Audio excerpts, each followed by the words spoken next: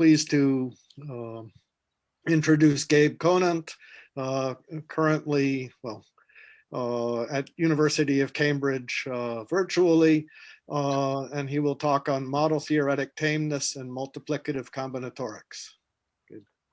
Okay, thanks very much for the introduction. Since this is sort of the first talk of the ASL session at the JMM, I just wanted to take a moment to thank everyone for joining. I wish I could see all you guys in person. I hope everybody and all your families are healthy and everything. I think that if a year ago someone told us we were going to be tasked with moving all of our conferences and seminars and teaching to online platforms, we would have probably thought it was going to be impossible. But of course, the circumstances have sort of forced us to slowly adapt to it without really knowing how hard it was going to be. And then I also can't really help think about the fact that, this meeting, had it been in person, was going to be at Washington, D.C., which is, the site of even more tragic events this week. And I felt compelled to say that we've seen sort of the double standard that exists and how violence stemming from protest is dealt with and talked about depending on who's protesting and what reason they're protesting for. And so, of course, we know that dealing with racism and discrimination feels like another impossible task, which I think in this case is made worse by the fact that we do know in advance how hard it's going to be. But of course, the responsibility is still there to do it. So I wanted to say something about that very briefly. Thank you for indulging me. And so now I will segue into the reason that we are here, which is to enjoy the privilege of sharing mathematics with each other. Great. So the math I'm going to be talking about today is kind of in the intersection of model theory and additive or multiplicative combinatorics. I think today will be heavily combinatorial in some sense, which I hope everybody enjoys as much as I do. So I'll go ahead and get started. So let's see. So just to set some notation and terminology, I'm going to be talking about taking products of subsets of groups. So let's let G be some group, and given some subset A and some integer n greater than or equal to 1, I'm going to use this notation, which looks like Cartesian product, but it's not. It's like a product set. So a to the n is the product of a n times, where this means I just take all possible products of n elements from A in the group. Okay, and so some of the questions I'm talking about are kind of motivated by this idea of given some finite set A, we might consider the growth of this product set a to the n as n goes to infinity. So here in this first bullet, we have a trivial upper bound of, of course, it's the size of a to the n, the actual size of the Cartesian product. And that sort of maximal growth rate can certainly be achieved. A common example is to take just a set of powers of 2, or some finite segment of that. And then this, now it's additive, but I've still written it multiplicatively. But this, if I take n sums of this, this will grow roughly about the size of a to the n. Of course, you can do much better. So for example, if your subset H is a group, then this product set operation is completely stable. It doesn't change at all. And so this is a very popular sort of area to look at in additive or multiplicative combinatorics. And one of the tools that's used is this very nice result of tau, and then later made sharper by Ruzsa, which is that if you take a set A, a finite set, and you look at it, the size of this triple product, and you can bound it by some constant k times the size of A, so you could just do that. Well, then in fact, that constant kind of controls the growth of all your subsequent products. The product of a to the n is at most k to the 2n times a. So having this coefficient here on the triple product tells you that it sort of moves where the exponential is happening from the size of a to just this one coefficient. And so then the terminology is that you say that a set has k tripling if the size of this triple product is at most k times the size of a. Right. And so implicitly, when I say a set has k tripling, I'm not always going to write it. I hope it doesn't get confusing. When I talk about sets of k tripling, I'm implicitly thinking of A being a finite set, so that this makes sense, and also A being non-empty, since things are vacuous if you take an empty set. And so the thesis behind this area of combinatorics is that if you have a set with k tripling, then somehow it's sort of close to a subgroup-like object. You get some close to that sort of behavior of actual subgroups, which are completely stable under this operation. And so I'm going to start with a famous example of this type of a theorem, which is due to Ruzsa. it takes place in abelian groups of exponent 2. So it's a very specific case, but it's very important. So an abelian group of exponent 2, which you can think of as a direct sum of z mod 2z some number of times. And then suppose we take some set A, which is finite and non-empty and has this k tripling. So we've got our coefficient on how big the triple product grows. Then you can find some subgroup H of your group that's contained in the fourfold product of A. And A is covered by a bounded number of translates, a bounded number of cosets of this subgroup. And so just to explain the notation here, I'm going to be using this notation because it's convenient. When I say that this size is at most this big O k of 1, this means this big O k just denotes some uniform constant depending only on k, so some number. Right. So this is a sort of very good starting point example for this kind of a theorem that says that when you control your k tripling in a set, you can maybe get close to some kind of subgroup. And if we look at sort of comparing the subgroup H and the set A, if we compare their sizes, so in the theorem, H is contained in this A to the 4, and if we use that inequality from the first slide, it tells us that the size of H is at most k to the 8th times the size of A. And now on the other hand, A is contained in this finite union of cosets of H, so we get this bound that A is at most the size of F times the size of A. And so what becomes an important question, which is a very active area of research, is when can you get this kind of polynomial behavior? So on the one hand, we have this fixed power of k in our bound. It would be nice to have some, I mean, we know the size of f is bounded some way in terms of k, who knows what it is. And so it would be good to have a polynomial bound here as well. So then you could sort of switch back and forth between your set and your subgroup and only lose a polynomial amount of information. And so this is what's known as the polynomial Freiman-Ruzsa conjecture, which is that you can do this, and this is one of the main, most important open problems in additive combinatorics currently. And so it says that in this theorem, you can actually bound this finite set by some fixed power of k, like 8 or who knows what. Okay. And so at the bottom there, I have sort of what's currently known result of Sanders of you get a quasi-polynomial bound, but this is still an open question. All right, so I am going to slowly move into model theory here, but this is the combinatorial setting. So you ask these sort of questions in other groups. This is a very specific example, you know, abelian groups of exponent 2, a very specific class of groups, but you already see a lot of interesting phenomena there. But in other groups, you can ask similar questions. And now in a general group, you may not even have any finite subgroups around that are non-trivial. So you have to adjust your notion of subgroup-like structure. And in general, this involves a mixture of subgroups. If you're in the abelian setting, arithmetic progressions or sort of generalized notions of those. And then in the non-abelian setting, there are these nilpotent versions of arithmetic progressions called nil progressions. I'm not going to talk about any of this in specifics, but this is to sort of give you the literature background.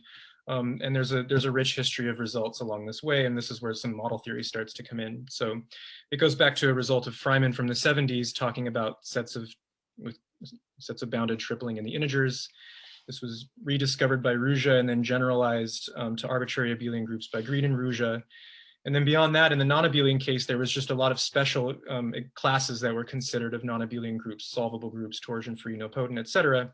And then there was this big breakthrough in this work of Hrušovský, where he sort of gave the first kind of general structural theorem for this sort of behavior in arbitrary groups. And shortly after, Briard, Green, and Tau gave a full, really very strong Freiman-type structure theorem for arbitrary groups using this notion of a nil progression, which again, I'm not going to get into. Okay, but one thing I wanted to say about there's sort of some tension here between the results for abelian groups and the results for non-abelian groups, which is that in the abelian setting, the tools used are often extremely effective. You know, finite combinatorics, sum set estimates, discrete Fourier analysis. And so in your results, you get nice efficient bounds, you know, things like that result of Sanders. On the other hand, in the non-abelian case, the results are very different. And again, going back to this work of Hrušovský, he used model theoretic techniques, ultra products. Briard, Green, and Tau use a lot of harmonic analysis, representation theory of locally compact groups, this, et cetera. I'm forgetting all the names now. But at any rate, the point I'm making is there's this very big difference between the results for abelian groups being effective and those results for non-abelian groups often being ineffective at the general level. And that tension is going to play a role in this talk, especially. Okay, so now I'm going to segue into model theory, which I think is appropriate because this celebrated paper of Hryshowski, where he gave this wonderful result for very general result for arbitrary groups, arbitrary sets of small tripling. What came in part of that work is actually a connection to local stability theory. And so I'm going to be talking about stability theory. So that's our segue. So I'll remind you this theorem of Shilla from the 70s, which tells us when a complete first order theory T is stable. You can take this as a definition if you don't study stable theories or whatever you like. But okay, so what it says is that a theory is stable if and only if I cannot find a formula, phi x, y, a model, m, and two infinite sequences, ai from sort of the x tuples and bi from the y tuples, such that this model orders these tuples using this formula. So m says phi of ai bj holds if and only if I is less than or equal to j. And so again, hopefully you've maybe heard of stable theories at least, and if that's it, then you can take this as a definition, but this is a very important and well-studied class in model theory. All I'm going to take from it is using this definition of the order property to come up with something we can talk about in the group setting, and especially in finite subsets of groups. So the definition for us is as follows. Given an integer d in a subset A of some group G, I'm going to say that this set A is d-stable if, using the product operation in the group, I can't build up this sort of order property behavior up to level D. So specifically, I cannot find elements A1 up through AD, B1 up through BD in the group, such that the product AI times BJ is an A, if and only if I is less than or equal to J. So this is like a local stability theoretic notion. And if you're familiar with stability theory or local stability theory, you know how powerful this operation is when looking at a particular formula. If not, one thing we can use to be motivated why this would be an interesting property to look at in the setting of groups is the following nice and very easy exercise, which says that a non-empty subset A of a group is too stable. So sort of the strongest thing you could do here and have it be non-trivial is too stable if and only if it's a coset of a subgroup. So this is a nice little exercise to work out for yourself. And it tells us that in the group setting, this order property maybe is actually giving us something interesting. Okay, good. So I'm going to be talking about now several results of several different people looking at analyzing the sort of behavior of stable subsets of groups, keeping in mind this idea that in general, nicely structured sets maybe start to look like subgroups in some way, and also keeping in mind this exercise that this strongest level of stability, to stability, is precisely capturing a coset of a subgroup. And so the first result I'm going to give there is in the setting of finite groups. So this is what it says. It says that if I have G, which is a finite group, and I have A, a subset which is D-stable, then I can get a very strong structural approximation for this set A using a subgroup. And in particular, for any epsilon, so any sort of error I choose, epsilon greater than 0, I can find a normal subgroup H whose index is now bounded in terms of two parameters, the stability D and the error epsilon. And then I can find a set D, which is a union of cosets of this subgroup, so that A and D look very similar. The symmetric difference of A and this union of cosets is at most epsilon times the size of H in size. Okay. So two stable sets are cosets of subgroups, and this theorem is saying that D-stable sets in general are sort of approximately unions of cosets of subgroups in a non-trivial way. Right, so I haven't put any names here because this was this came in pieces, this full theorem. So this was first looked at by Caroline Terry and Julia Wolff. Julia Wolff's an additive combinatorist. And they first looked at this in the setting where G was Z mod PZ to the N. This is the so-called finite field model in additive combinatorics, which is extremely useful. So you fix a prime P and look at n-dimensional vector space over Z mod PZ. And then later they did the general abelian case not too long after. And so their motivation, I'm not going to get into this, but their motivation was, why is this called stable arithmetic regularity? Their motivation was that this was a group theoretic analog of stable graph regularity that you may have heard of, this result of Malliaras and Shalah from 2011. And again, going back to that tension from the earlier slide, the tools they use are extremely effective. They use discrete Fourier analysis and the sort of combinatorial aspects of Shalah-2 rank. Which is one of the ranks controlling stable formulas. Okay, and because of these really effective tools, they get a very nice bound, a very efficient bound. They obtain that this number, this big O d epsilon, is an exponential function applied to 1 over epsilon to a power of to some power depending on d. Okay.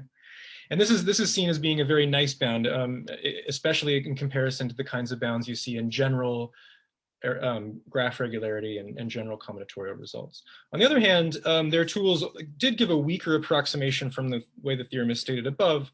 Instead of epsilon h, they get epsilon g. Okay. And so then between these two cases, the finite field model and the abelian case, in joint work with Anand Pillay and Caroline Terry again, we proved the theorem as stated above for arbitrary finite groups. But our tools then were very model theoretic. We used ultra products and stable group theory.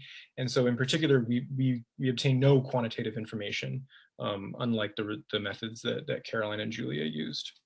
So this tension came up again between the two methods, and somehow we were able to get kind of improved qualitative results, but no quantitative results.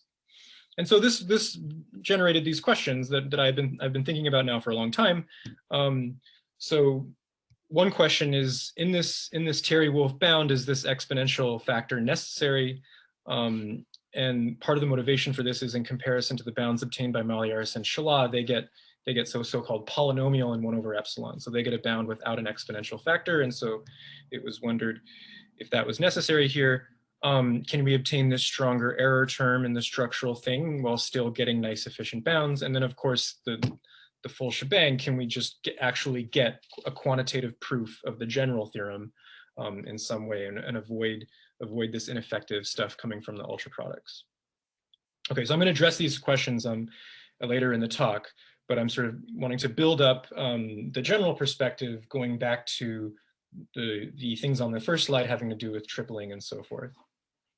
Okay, so we'll put a pin in these questions for now and come back to them, and instead turn to a situation more like what I started the talk with, which is looking at finite subsets of infinite groups and working with these product set estimates there. So let's consider the situation of a finite stable subset now of an infinite group rather than restricting ourselves to finite groups. And so we immediately can start to see that this is going to be a more difficult question in general.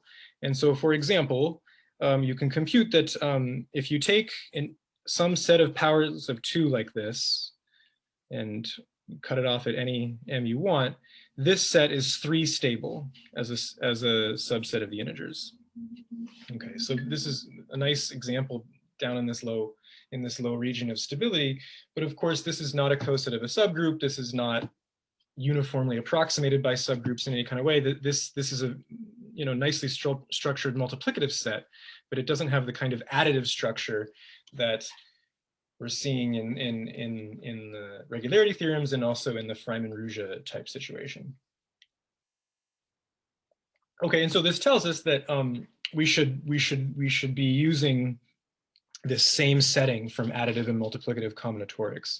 We can't just say, oh, the set's stable and then try to understand exactly what's going on. We also maybe need to start with some control on how the products are growing and then go from there. So we focus on d-stable sets with k tripling in arbitrary groups, and that'll be the setting for us. Okay. So, and I want to just briefly remark that you can think of this setting of stable sets with bounded tripling as a generalization of the previous slide, which was stable sets in finite groups. because those results that I had on the previous slide, these stable arithmetic regularity results, they were really only meaningful when the set A that you started with had density at least the error you chose. You know, so this is like when you have like a test that is some percent effective, and then that, anyway, never mind.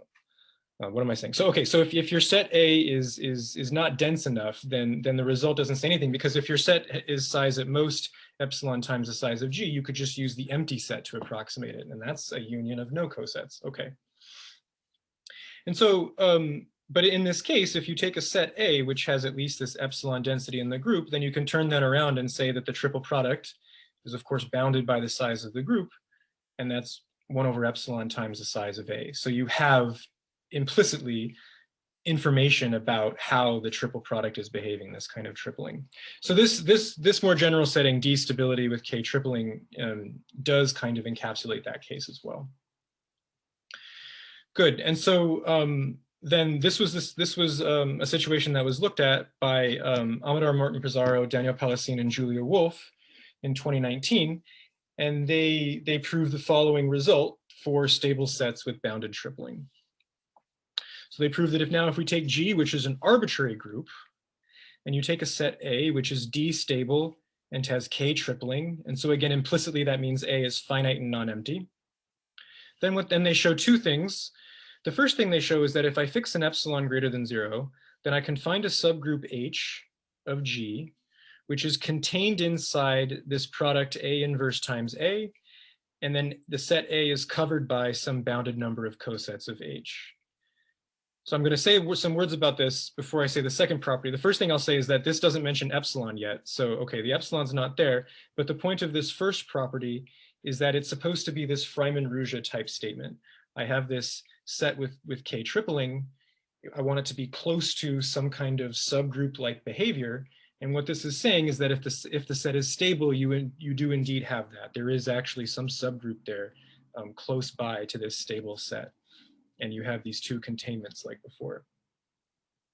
Okay, and then what's the deal with the epsilon? And so the epsilon then is used to get, again, an even stronger structural statement, which says that among these cosets of H that cover A, I can choose some of them and just take the union of those, and that union of cosets will be very close to the set I started with.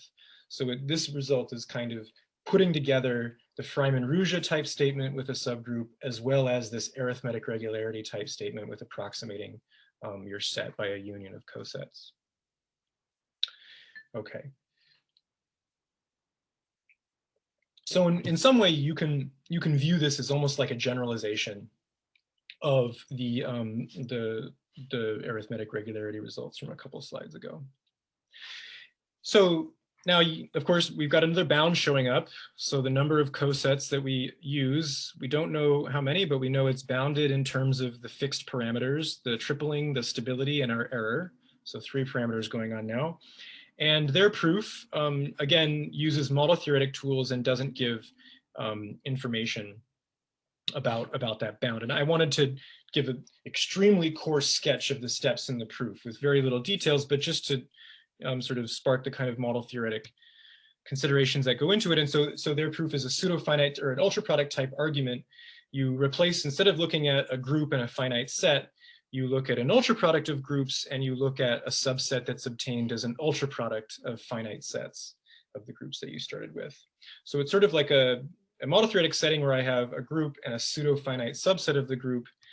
And I assume that those sets are all D stable with K tripling. That got capitalized for some reason. And then, so we're in this setting, and then we look at this formula phi xy, which says X is in Y times A. And now this is a stable formula, and they can use local stability theory on that formula.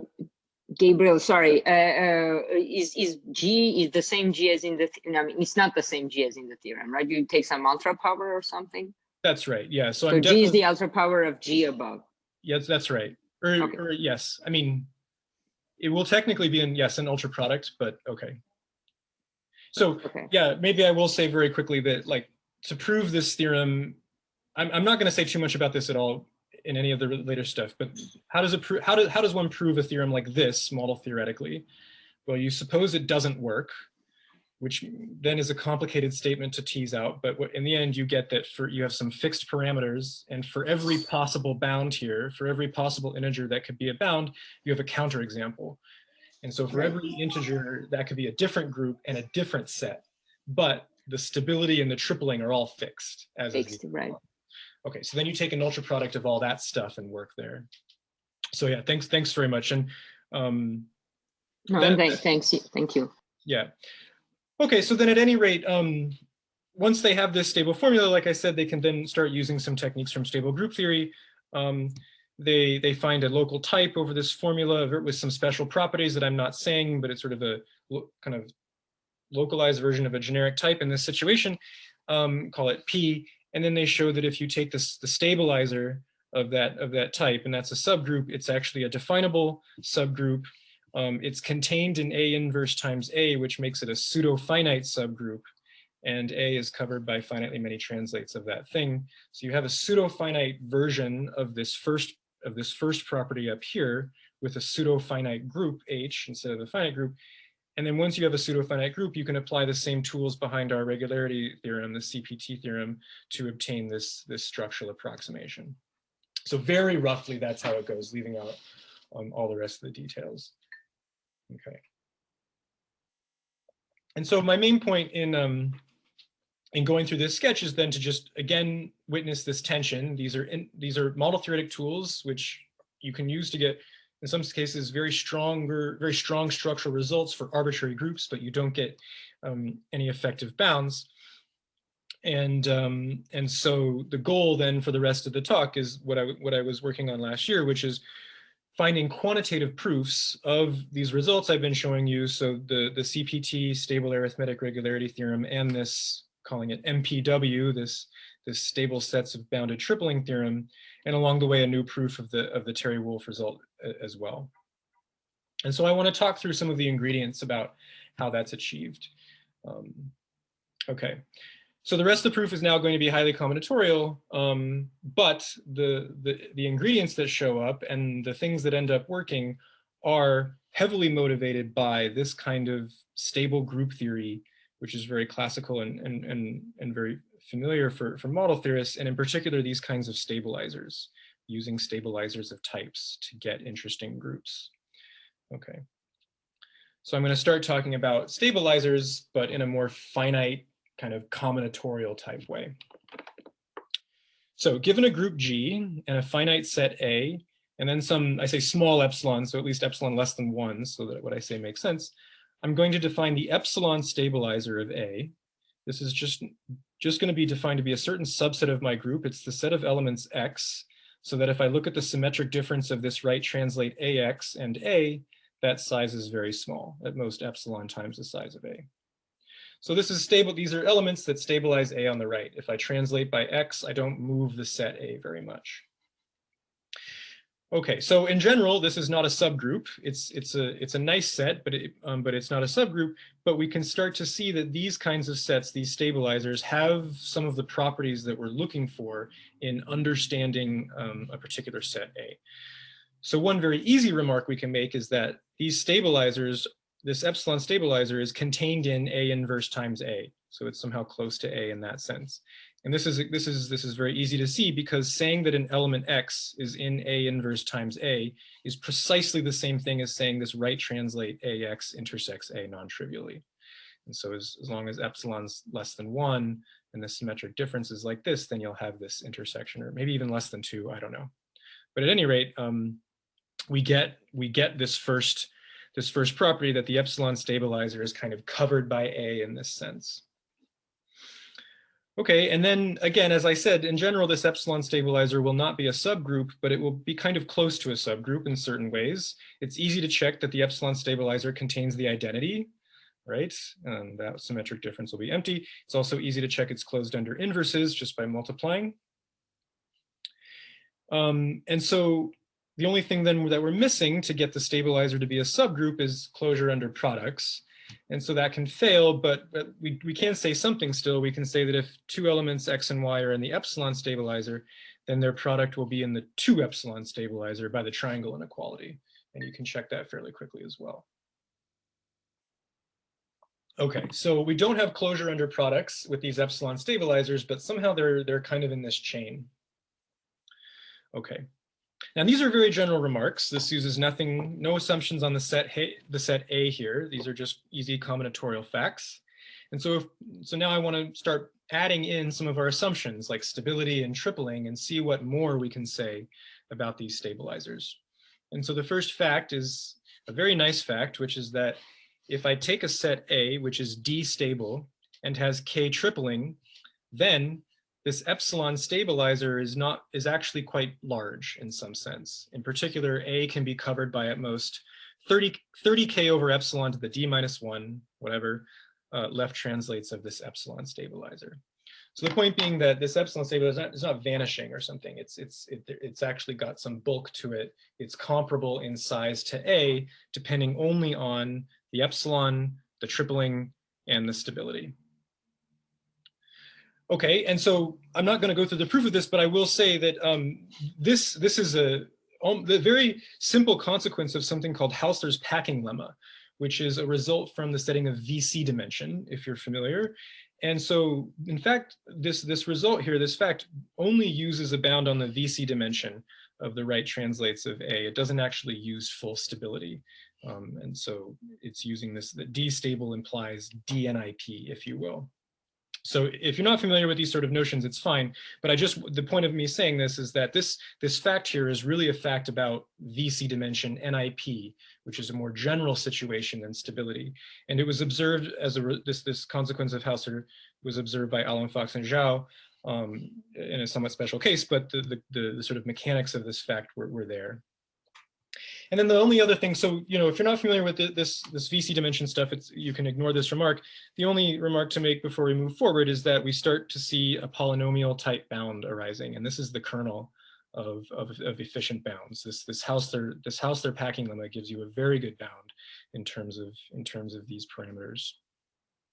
Okay, so again, we've got these stabilizers. They're these nice sets. They have nice properties, but they're not necessarily subgroups. And I would say that very quickly after all of these early results, even before the Martin Pizarro, Palestine, and Wolf result, we were familiar with this kind of situation. We knew that these stabilizers were important. We knew that NIP and VC dimension had something to say about them. And maybe wasn't so clear for a while was how to get more leverage out of stability in this situation and how to get more from the stabilizers than you would just get out of NIP. Okay, and so that's what I want to talk about next. And so I have this picture. So if you think of delta being less than or equal to epsilon, then of course the delta stabilizer of a set will be contained in the epsilon stabilizer of the set by definition. And so you can imagine that as you're shrinking your epsilon, as you're making better and better approximations, your stabilizer is getting kind of smaller and smaller and smaller as they sort of nest. And you might just be drawn to this picture where you see you have epsilon going to 0 and you sort of think about how big is the epsilon stabilizer. You might be drawn to this sort of smoothly decreasing picture like this. And in fact, this is what would happen if you took fixed a large prime P, took the cyclic group of prime order, and then take essentially like an interval in that group, so 0 over to the P minus 1 over 2. And if you look at the epsilon stabilizer of this set, it's going to be like a little interval about size epsilon. And so it's sort of shrinking nicely like this.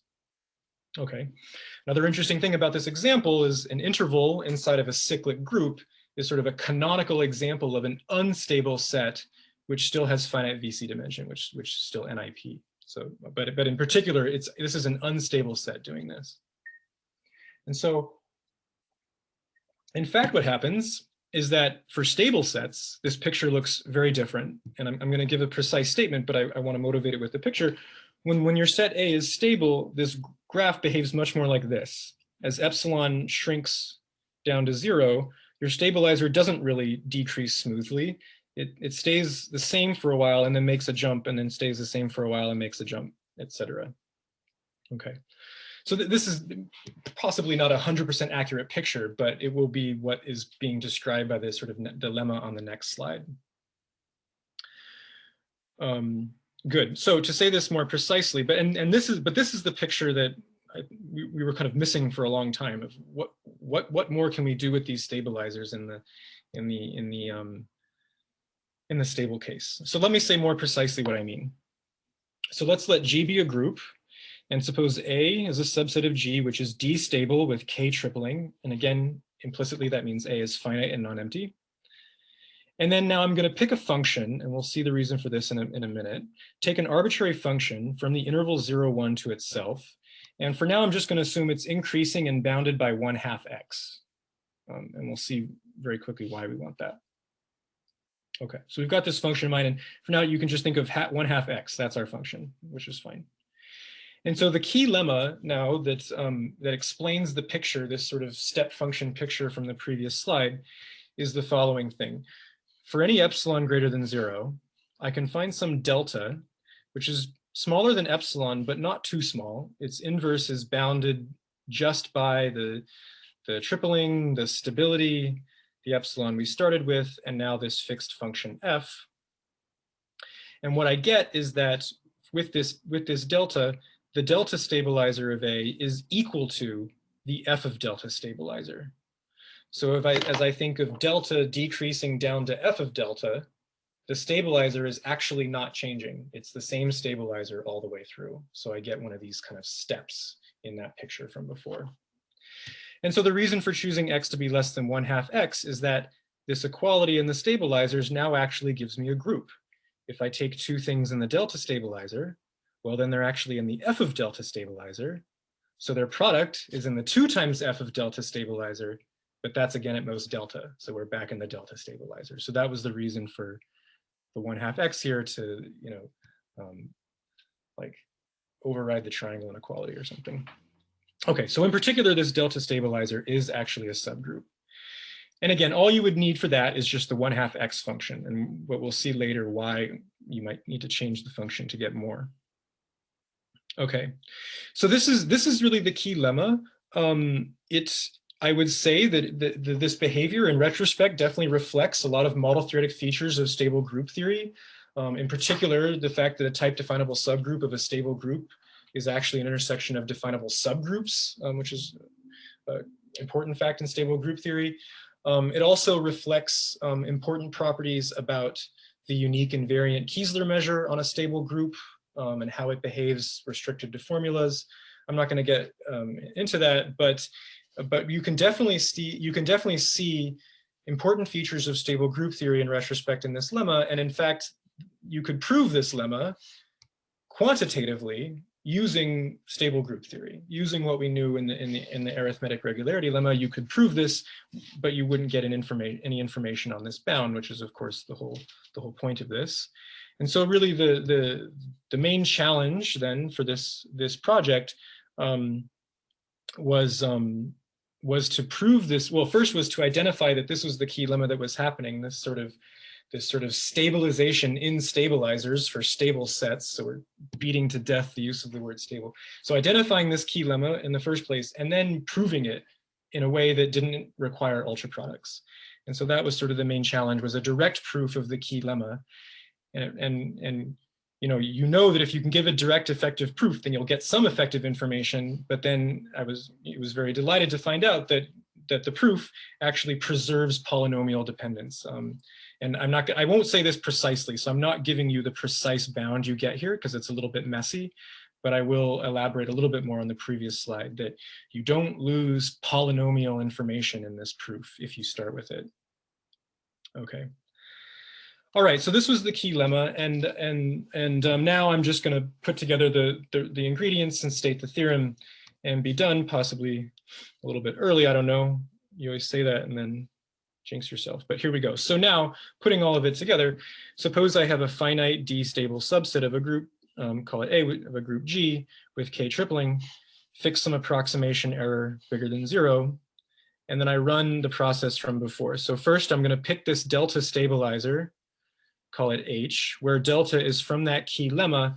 And now I'm picking a very particular function for later reasons. So the function I'm going to pick is 1/k times x to the 4d.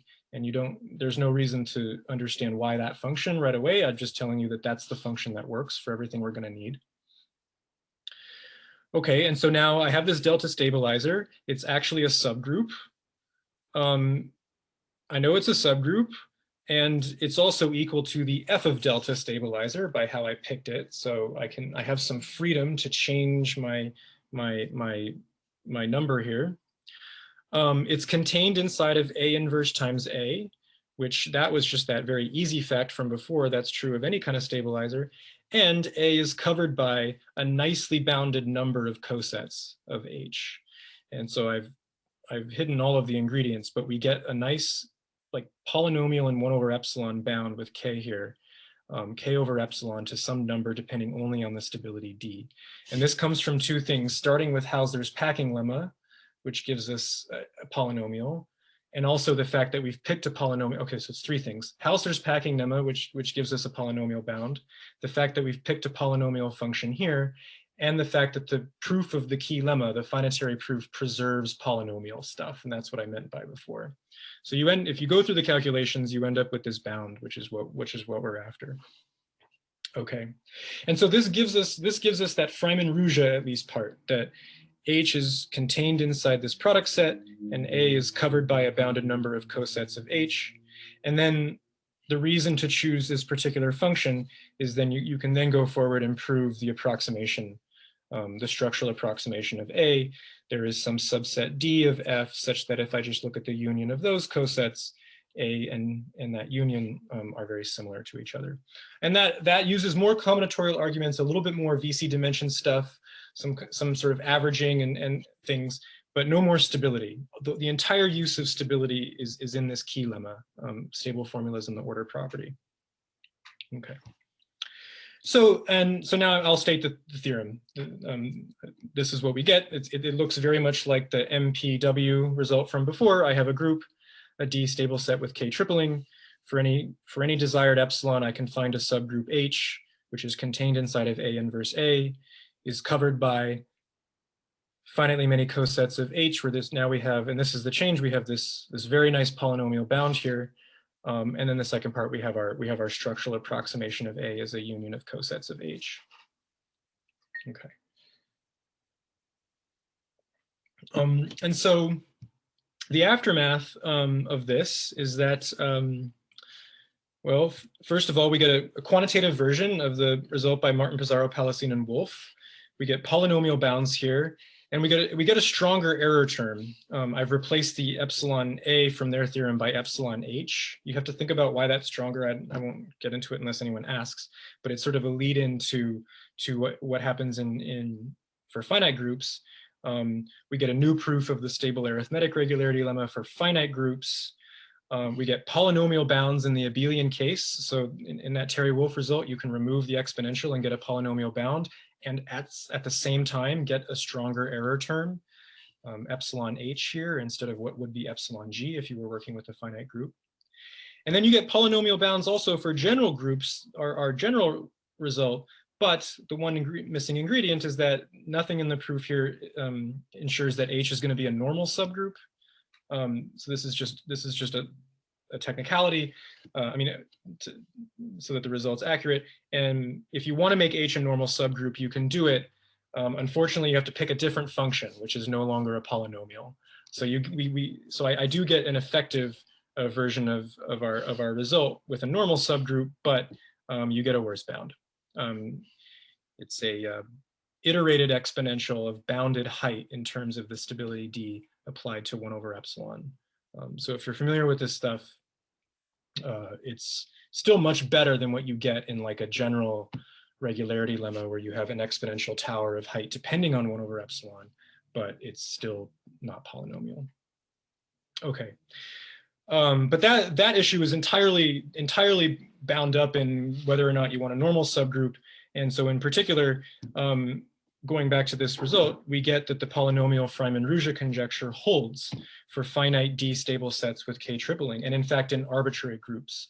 So if I go to this first statement 1 here, and I make epsilon constant, like if I just care about the Freiman-Ruzsa part and I don't care about the approximation, make epsilon constant, and we get this polynomial Freiman-Ruzsa statement. The number of translates I need is just some power of K, where I'm thinking of D as being a fixed stability thing. Okay, so that's basically the end of what I was going to say. I wasn't sure if I would have any time at the end, and so I thought I won't maybe go into it, but I did, at least in the abstract, say that if time was permitting, I would mention related work, or like sort of, yeah, related work about this theorem for the case of actual NIP sets, or finite VC dimension. I mean, it's very much motivated by this, because we saw that tools from VC dimension were extremely important. And so you very naturally wonder, like, well, really, how much of stability do you have to use to get a result like this? And so this was some work around the same time, more joint work with Anand Pillay. I won't go through this, but basically, so there's a definition of what it means for a set to be DNIP, which you can read, but it's the usual definition from model theory, also from VC dimension. And so what Anand and I prove is a result that looks very much like the previous thing. You have a Freiman-Ruzsa statement, and you have an approximation statement. But in this case, you don't expect a subgroup in general. You can show that that won't always work, but you do get this object from Briard-Green-Tao, these so-called coset nil progressions, which are these very interesting objects that are kind of non-abelian versions of arithmetic progressions. All right, and so I think this is also maybe an advertisement. I'm in a few weeks, I'm speaking at the UIC joint model theory seminar, and I'll probably be talking about the NIP version. So if you're interested and you want to see more, you can bother Jim Freitag for that. Okay, and so with that, I will end the talk. Thanks very much for your attention.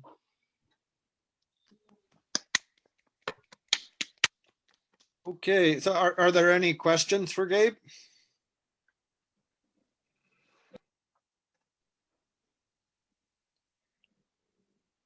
Well, it's not a question. I just wanted to remark, first of all, I'm sorry for being 1 minute late. I blame my 1-year-old.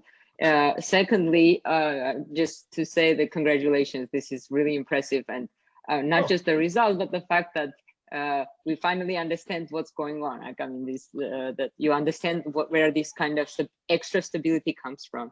Yeah, thanks. Yeah, that was very satisfying. I was on the couch during the pandemic and got that realization. I felt very happy. Yeah. So I had one question. So the key lemma seems somewhat reminiscent of just the much older fact that a stable semigroup is in fact a group. And for that, you just get the order property, but of course you have no bound, a priori bound on that.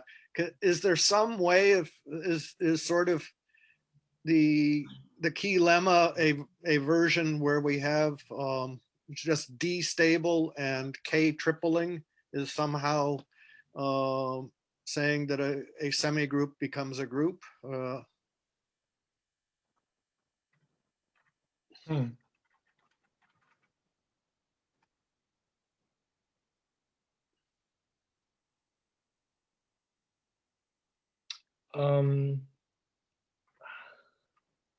I would think that, I mean, I think that, so as I understand correctly, you take a semigroup, right? Take a stable set with K tripling. No, just suppose that the entire theory were stable and we have a semigroup. Then just because the order property exists somewhere, it is a group. Mm-hmm. But here you're working with somehow D stable and this K tripling, and I don't know, the key lemma in some way seems reminiscent of that. But. Yeah, I think the most you would get is maybe some it would have to be some statement about how, like, some product of A, like A inverse A. Well, A inverse doesn't make sense, but I think you could cook up a situation where it's still a semigroup, but inside it you have some stable set that, like, but somehow maybe the group or the semigroup generated by A is actually a group or something like that. I'm not sure. Okay. Other questions? Okay, well, if not, let's thank Gabe again. Thank you. And for people who are going to be at Barbara Chima's talk, this room here is going to close. What you need to do is leave this room and then go back to the general roster for the JMM and click on her link. It's a separate thing. So that will start in 11 minutes. didn't Barbara give a link in the chat?